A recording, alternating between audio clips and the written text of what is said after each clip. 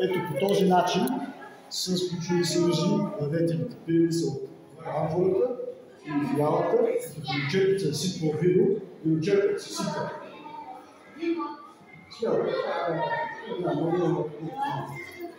Виждате как три черпи друго. Виждате как минава виното през златния зъб, се зарежда с тази значена енергия. Виното всъщност представлява Божията кръв.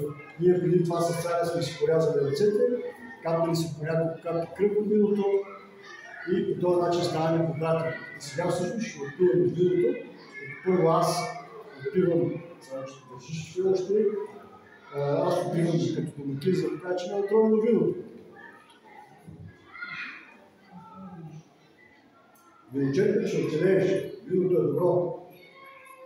Трябва до дъно да се пие, разбира се. Да, целят се пие до дъно.